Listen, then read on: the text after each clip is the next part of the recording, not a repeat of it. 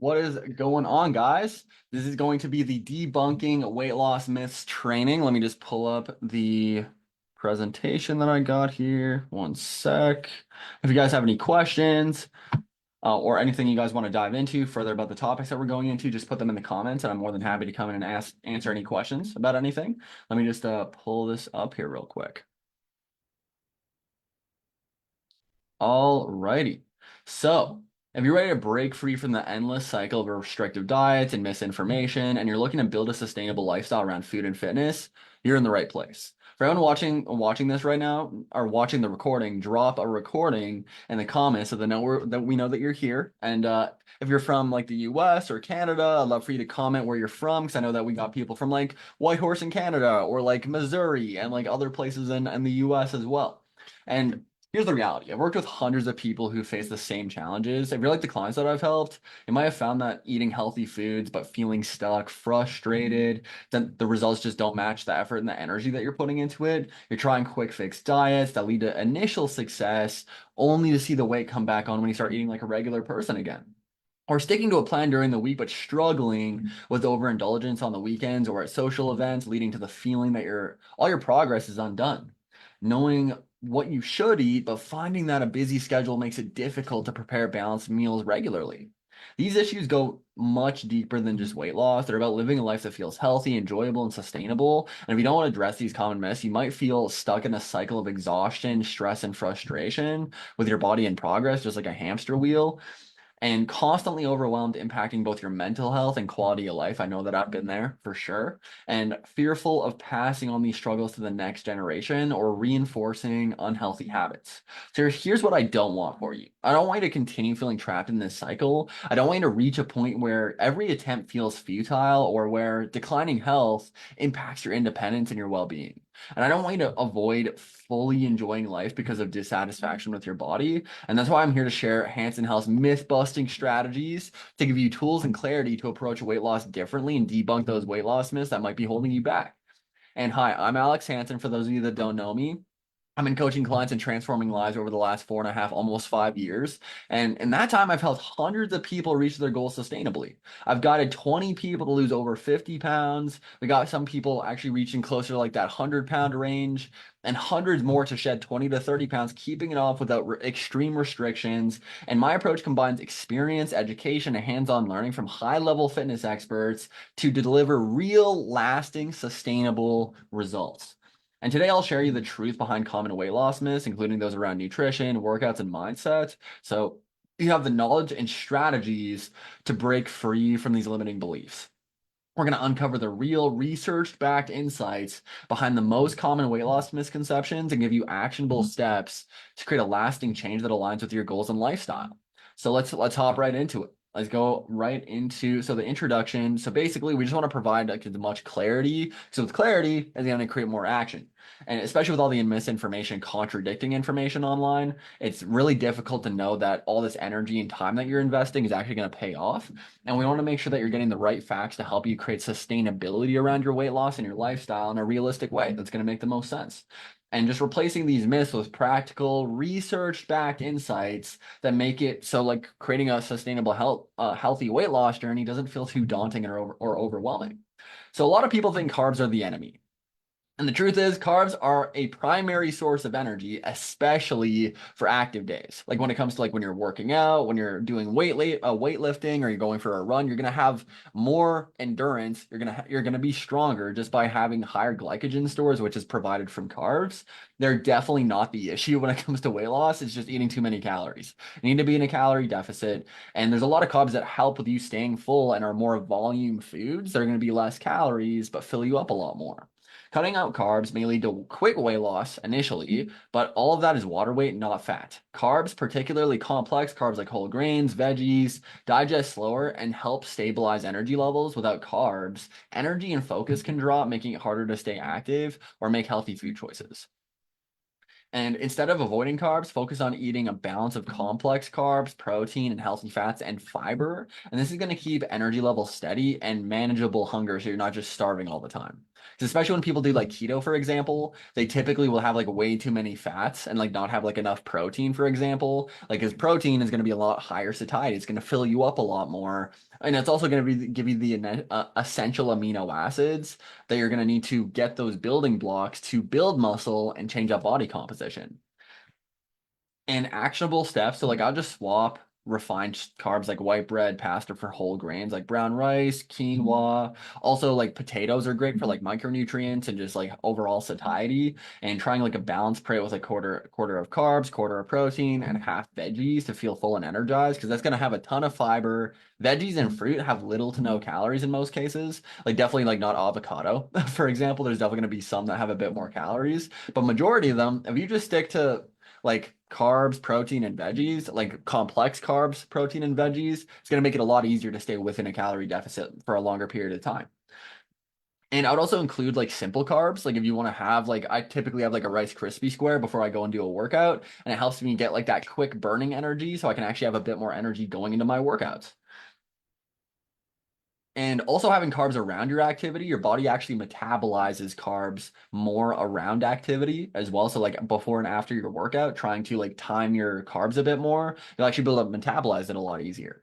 And skipping meals speeds up weight loss. A lot of people think this, but the truth is, skipping meals often leads to low energy, irritability, and overeating later. It doesn't speed up fat loss. Like I'm sure a lot of you guys just forget to eat throughout the day, or you'll just like you'll skip meals during the day, and then by the time you get home, you just want to go and crush a bunch of food and have a bunch of convenient options, and you're just ravenous.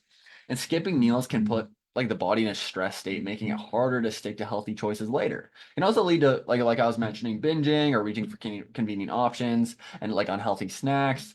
Regular meals with balanced nutrients help stabilize blood sugar, keep energy steady, and reduce intense cravings. Like I'd even say like have 25 to 30 grams of protein with every single meal that you're having, just to make sure that you're nice and like full when you're going into it. And if you do like intermittent fasting, for example, I would break the fast with having a bit of fiber, having some protein, making sure you're having some water intake, then like wait like 10 or 15 minutes to give your body some time to recognize that you have food in your system, and you'll be a lot more satisfied and less likely to eat outside of your calories.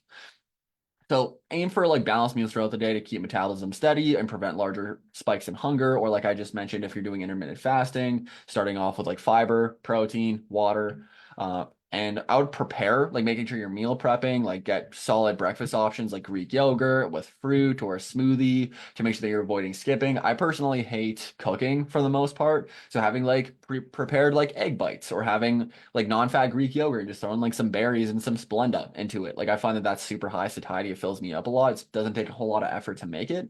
You could also do like overnight oats as well too, just not adding too high a calorie ingredients into it and packing like quick snacks like almonds are great for like getting your healthy fats in. Like that one, it can be hit or miss. If you're not getting enough healthy fats, I would definitely go for almonds. But in most cases, actually, for almonds, they are higher in fats as well too. They're not as much protein as you'd think they were. So I'd definitely go for like a protein bar, go for like beef jerky, having like fruits or vegetables like in the fridge at work would be great options, or just any kind of lean meat would be awesome. Just to help you stay on track when you're busy. Like beef jerky is great, especially if you get the right options. And healthy eating means cutting out favorite foods. Personally, I every single night I have an entire thing of protein lava cake and a whole pint of protein ice cream. You don't have to cut out your favorite foods. So like enjoying your favorite foods occasionally actually supports long-term success, and complete restriction often backfires, leading to cravings and overeating. Because especially it's kind of like carbs with keto, for example. All of a sudden you want pizza, you want bread, you want fries because you're telling yourself that you can't have it. And like you're just gonna want it that much more. And restrictive diets can make favorite food seem even more tempting. Allowing yourself to enjoy treats in moderation reduces the psychological impact of forbidden foods. By occasionally including foods that you love, you'll feel more in control and less likely to binge. Like I tell clients, like instead of just not having a cookie or like not having whatever, like those chips or whatever it is, like go for protein chips or like have some like lower calorie cookies, or like if you want to have a specific type, have just one of them or two of them instead of just crushing half of the entire box of cookies. Having that moderation following like the 80 to 80-20 rule, where 80% is nutrient dense, high satiety, more volume foods, and like higher in protein, complex carbs, fiber, and then 20% treats. This balance is going to help you stay satisfied and stay on track, where it creates more of a lifestyle and it's going to feel less like deprivation and actually be able to follow it more for the long term. And if you actually put recipes in the comment section, we can send you over our family-friendly recipe guide full of high protein recipes that are super tasty. There's even like a protein like cheesecake in there that tastes delicious, and like protein balls and stuff like that, where we have like our sweet gains guide where it's actually a bunch of like sweet treats that are high in protein. So like plan for small treats, like have like a small piece of chocolate, like just having like one cookie and just having like one of something every single day, just so it feels like you're able to have a bit more control over it. And when eating a treat, slow it down, enjoy it. I would even do that with your regular food. The more that you can like, the more bites and the more that you can chew your food, the higher satiety that it's going to be. This helps curb cravings and just keep portions controlled. And try healthier versions of favorites like homemade pizza, baked sweet potato fries, and track your food.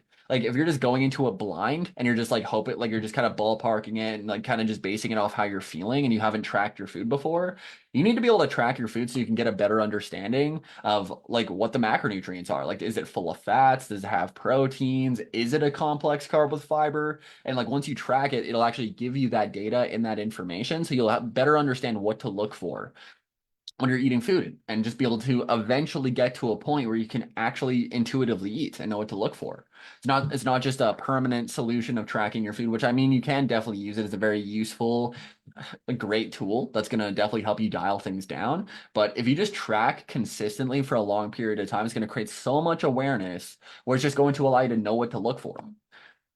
Like for example, like find higher protein alternatives. Like if you go to like your local like supplement store, you can get like protein chips, you can get protein Reese's butter cups. There's so many things that or if you get like casein protein powder and you look up the right influencers on social media, like I found a protein lava cake that I love that's the same calories as a Domino's lava cake, where it has way more of it for the same amount of calories. Like the flexible dieting lifestyle, you'll see him right here. If you actually go to this page on Instagram, he actually has a ton of options where he has like chicken fingers, pizza, burgers, where he makes them a fraction of the calories, but they are high in protein, are going to be a lot more beneficial for your weight loss goals. And more cardio equals more fat loss. Cardio burns calories, but strength training actually builds muscle, which increases metabolism and shapes your body over time. Like if I actually stop sharing my screen here, I have one of our clients that I have on my desktop here. Let me just share my screen. So if you're looking at this picture right now, you're going to be like, oh, okay. Like you're going to probably guess, most people guess like 25, 30, 40 pounds. She only lost 10 pounds. She gained a ton of muscle, completely changed up body composition, and that was because she put on more muscle. Like a lot of the time, people hold on to additional body fat because they have a lack of skeletal muscle. Whereas if you actually put on more muscle, your body will automatically start to change up more body composition. There's actually a lot of personal trainers who don't even focus on a caloric deficit. They focus on sufficient protein intake, like at least 100 grams of protein every single day, progressive overload, getting stronger in the gym, and doing strength training every single week. Then their body starts to change composition.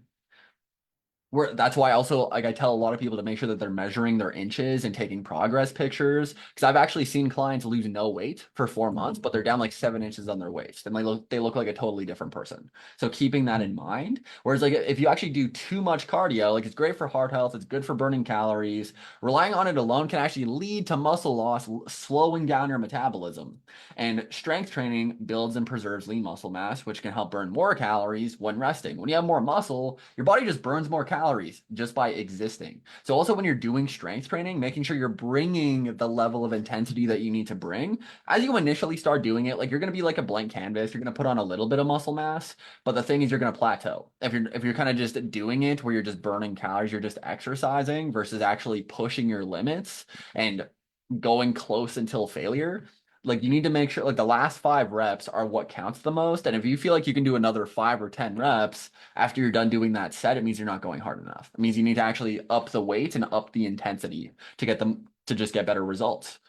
And like you could start with like body weight strength exercises like squats, push-ups twice a week and just start like with just some small steps, nothing crazy. You could also do like 20-minute hit workouts or like go for more steps. Typically, like when it comes to just burning more calories, revving up your metabolism, doing a high intensity interval training where you're raising your heart rate and lowering it and going back to rest and then doing that in an interval will actually help you burn more calories and then allow you to boost your metabolism up to about almost 70% for the next 3 days. So you actually burn more calories. And it's only like even just a 10 or 20-minute hit workout would actually go a pretty long way. And then just if you get 10K steps a day in for 7 days, you burn 3,500 additional calories, which equals to 1 pound of fat. So just getting 10K steps a day in every single day will make a huge difference as well.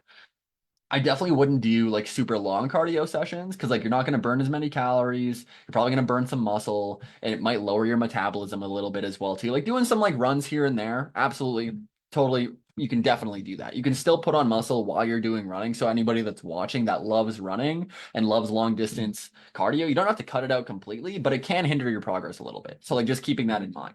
And then tracking your progress, so weight lifted or reps completed rather than solely just burning calories, like I was mentioning, and combine strength training with a bit of cardio. Like I like to get some steps in, walk on the treadmill and go on like on an incline or like do some stairs, or even just doing some light jogging, some very, very light jogging.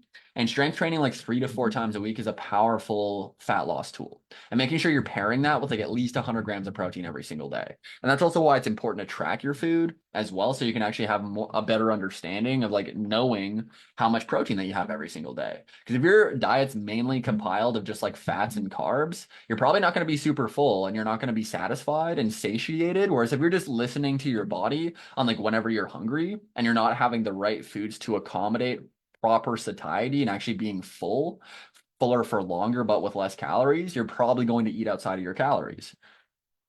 And I just need more willpower. I just need more motivation. So you need to focus on sustainable changes, relying on small, consistent habits, not just willpower. Habits can make healthy choices feel automatic and easier to stick to. With imperfect, consistent action will also create confidence. You don't have confidence going into it. You're going to be nervous, you're probably going to suck at some things, and you're going to fail. But the more that you just put those reps in and you just take that imperfect, consistent action and focus on those small steps that lead to big results, you'll eventually build habits. Like it comes from the book Atomic Habits by James Clear. You can break any habit down into 2 minute increments. Like if you just do a 2, 5, 10 minute workout instead of just doing no workout because you don't feel like it's worth it, because you're just like, oh, 10 minutes is nothing, or 5 minutes is nothing, 20 minutes is nothing. And then instead you just don't do it. That makes it so it's more difficult to get back on it the next day. Whereas if you still have that momentum and you're just focusing on just continuing with that momentum, it'll make it easier to show up the next day. It's kind of like whenever you go watch Netflix. As soon as you sit down and you start relaxing, it's like you almost have to peel yourself off the couch. Or if you go and have active momentum and you're accomplishing a bunch of things throughout the day, notice how when you get home, you want to go and like clean the whole house and do the dishes and like go accomplish other things. When you continue working out, even if it's just small steps, it builds momentum going into the next day. And understanding willpower. Willpower is finite. Everybody has a limited amount of willpower. Even psychologists have been proven, like even the most successful people have a limited amount of willpower. Like especially on like the busy days when you have like lower capacity, less bandwidth, instead of building small manageable habits that fit into your lifestyle is more effective. Over time, these habits require less effort and become part of your routine. You build more trust, you build more confidence with yourself, and you're going to build habits. Like it takes about 28 days to create a new routine, 58 something days to create a new habit. And you can't show up strong or optimize a habit that's not even established yet. You need to establish the habit first before you can build on it. And the best practice is break down your big goals into small, achievable action steps that you can stick to. Where it's like, okay, I want to lose 20 pounds in 4 months. I'm going to make sure I work out 4 times a week, even if it's 10 or 20 minutes, because like there's 7 days in a week. So hitting over half the week is just going to help with you building more habits. I'm going to make sure I get my water intake in and I get like at least like 2 or 3 liters in, like start there. And then I'm going to make sure I'm tracking my food to create more awareness around my intake. And then start to slowly do a little bit more where like instead of doing 10 or 20 minute workouts, like in the next 1 or 2 weeks, you start upping it to maybe 30-minute workouts and you start going from like 2 or 3 liters to maybe like 3 or 4 liters, like, and just making those incremental changes. Or if you're only drinking 1 liter of water right now, maybe go up to 2 liters and just like, what is that next step that's going to be more digestible, that's going to help you feel more like it's more actionable? Because the more simplified and the more digestible that it is, the more likelihood that you're going to take action on it. Whereas if it's just this giant daunting thing with all these things that you have to do and you're focusing on that end goal, it's going to make it super difficult to want to take action. It's kind of like paralysis by analysis. The more that you break it down, the more simplified that it is, the more likelihood you're going to take action. So like pick one small habit, like prepping some healthy snacks on Sunday for the week and like getting some protein ready. Set some reminders, like plug it into your schedule, set some appointments for yourself where it's like, this is going to be non-negotiable time that I need to prep myself for the week so I can actually show up stronger during the week. And also reflect weekly on like small wins and progress rather than focusing on setbacks, because progress over perfection, focusing on consistency over perfection. That is going to, because the thing is, perfection actually typically has the opposite effect where it causes you to just fall off and not do it. Whereas, like, your whole goal is to create a lifestyle change, a sustainable lifestyle change. Perfectionism and trying to be 100% all the time isn't going to be super sustainable. And myth number six, I should wait for the perfect time to start. There is no perfect time to begin. Building healthy habits is possible even with a full schedule. It's actually better to do it when you're busy because the thing is, if you justify it to yourself, you're like, oh, I'm just going to do it when I'm not busy. Next time that you're busy, you're going to justify the same thing to yourself and then you're not going to do it in the future. And like small steps now will lead to big results later and just make it easier when you're stressed out, you're busy, you have other things on the go. If you can show up during those times, it's going to be easy to show up when everything's going well. Waiting for the perfect time only delays progress and makes healthy changes seem harder to achieve. It's like the longer that you wait, the more resistance and the more of a gap that you're going to create. Every small step counts and helps build momentum, even on busy or stressful days. Like, you only have so much capacity and bandwidth. Like, if you have less capacity and less bandwidth, wouldn't that mean you're going to do less of a workout? You're going to do less of what you would do than if you were feeling 100%? Like, if your capacity is up here, then your workouts might be up here for sure. But it'll also come down together when your capacity lowers, your standard should lower, and you should expect to do less. Take consistent action, no matter how small, even just 10 minutes of movement, adding some veggies to your meals, like making sure you're tracking your protein. Like, if you don't want to track all your food, just track your protein. Or like you want to just like make it so you can stay on track with your nutrition a bit more, just start prepping. Like, just prep a bit of food, like cut up your veggies, cut up your fruits, maybe cook a protein or something like that in bulk. And that takes like 30 to 45 minutes. And then you're like, it sets you up quite a bit more for the coming week. And like start with one small change, like adding a glass of water each morning, kind of like we were mentioning with the above slide that we just went through. And I need to cut out food groups to see results. Again, cutting out entire food groups, you're like a rebellious teenager. And a balanced approach that's going to include all foods helps create sustainable and flexible dieting, and or just a lifestyle. And cutting out carbs, fats, and other food groups can make eating feel restrictive and can lead to nutrient deficiencies. I definitely think there's like should be like a certain level of restriction where you don't allow yourself to crush a whole pizza and like fall off completely. We hit like instead of hitting 80% on the weekend and like you're having your cravings 20% of the time, and you go like 50-50 where you're like, oh, it's the weekend, I'm enjoying myself, I'm gonna just go completely off the rails, and you do that every single weekend. I think having discipline and being able to control what you're putting into your mouth is definitely important, but that doesn't mean you need to cut out specific food groups. It just needs moderation and making sure you're lowering the amount that you're doing it. But yeah, definitely focusing again, coming on like fiber, protein, complex carbs, and lifting weights makes women bulky because a lot of people are going to think that coming into this. Building large, bulky muscles requires a high calorie diet, heavy lifting, and years of intense training of like intentionally trying to get bulky. Trust me, I wish I could just like get bulky overnight and just be like the Hulk, but that's not how it works. For most people, lifting weights leads to a lean, toned physique instead of bulkiness. And due to lower testosterone levels, most women don't develop large muscles from lifting weights alone. Strength training builds a lean muscle, giving a toned and sculpted look of like that hourglass figure that you're looking to get. Cardio is not going to do that for you. In fact, adding lean muscle boosts metabolism, which supports fat loss and toning. And this look many people want. Firm, defined, everything's tight and loose in all the right places. And that's from doing strength training. And we can also give you our at-home workout accelerator. Like, we got stuff for bands, for dumbbells, or for body weight. So you can also put that in the comments and I can shoot that over to you as well too. And meal planning is too time consuming to fit into my routine. Meal planning, when done simply, can save time, reduce daily stress around food choices, and help avoid last minute takeout. And meal planning doesn't have to be elaborate. It can be as simple as planning a few staples or prepping ingredients ahead of time. A few go-to meals making to make nutritious choices easy and efficient, saving time and reducing stress during the week. How can I make my future me's life a little bit easier? If I go and like prep this and have this ready to go, like the thing is we turn to more convenient options, not because we want the bad junk food, it's just it's more convenient. So if we can make the healthier food more convenient by like just putting a little bit of extra time and planning and prepping, and you're putting your energy, your time and focus into it, and it's already ready to go, the likelihood of you having that instead of like the more convenient, not so great options is going to be a lot higher. And also like getting rid of like maybe not the greatest foods in your house, remove temptations. Maybe it's not implementing, maybe it's actually getting rid of the temptation so you can't visibly see it. And then just getting things that you don't have to cook, like getting Greek yogurt, beef jerky, protein bars, things that you don't have to put a whole lot of effort into. I'll typically just mass cook a bunch of moose or like lean ground beef and just like put that with a bunch of different recipes. And it takes me like 30 minutes to cook the whole thing.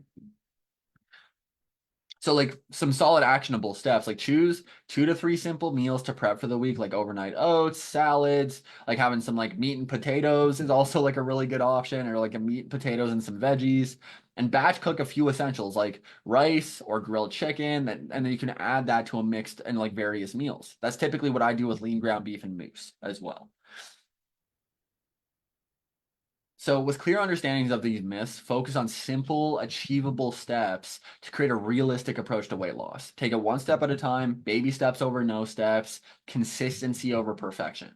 Start with one takeaway from each of the myths and build small, consistent habits so it's more digestible. Try not to take everything that we just talked about where you're like, oh, I need to do all these things. I need to do half the things that he talked about. Take like 1 to 3 things that are very simplified, maybe even just taking one thing and implementing it consistently, then move on to the next thing. Whatever you feel like is going to be less daunting to allow you to take action. Like knowledge isn't power, applied knowledge is power. So, however, we can make it more applicable so you can implement it, the better. And if you guys have seen some of the testimonials on this page, you know that the transformations you're looking for really is possible. People who are exactly where you're sitting have broken through and gotten the results. Like here's some of our Hanson Health transformations. We got Cheryl Ann, who's down 40 pounds in 6 months. We got Heather here, who's down 40 pounds in 8 months or 9 months. Then we got Caroline, who's down 25, almost 30 pounds in 4 months. Then we got Rebecca here, who did weightlifting, doesn't look bulky, nice and toned and defined. And just after, I believe that was after 4 months. Then we got Caroline, who got a 6 pack after 4 months, and then Kareen, who lost like 43 pounds in 9 months.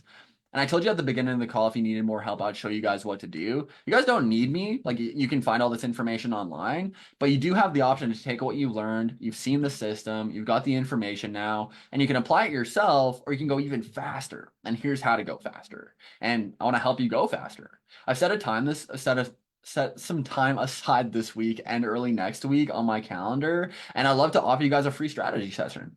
And what we're going to do together on that call is set a goal for the next 4 to 6 months so you're clear on where you want to go. Ask yourself right now, like, where do you want to be 6 months from now? Like, if you've just been living day to day hoping it's going to work out, it's not going to. Uncover the roadblocks that are getting in the way of you unleashing your best and most confident self so you can get clear on exactly what you need to do to achieve your goals. Plus, we're going to set up a 16-week roadmap for implementing the practices that I just showed you into your lifestyle. And I've only gotten so much time on my calendar, so if this is something that you feel like that could help you, make sure to comment below me and I'll send you over the calendar link and we can get that booked in. And like we definitely want to do this to see if you're a good fit to work with us, but at worst case scenario, you're going to walk away with clarity and exactly what you need to do to start moving the needle. And remember why this is important to you. You made the decision to watch this video because you wanted a solution, and this is it. And I'm asking you to make a decision for yourself, and it's time to step up, stop the madness, and what do you have to lose? And here's what you're going to be able to gain from this strategy call. So if you want a strategy call, just comment the word me, and we can set up a quick strategy call together, and we can start crushing those goals. But I hope you guys like this training and have a wonderful rest of your evening.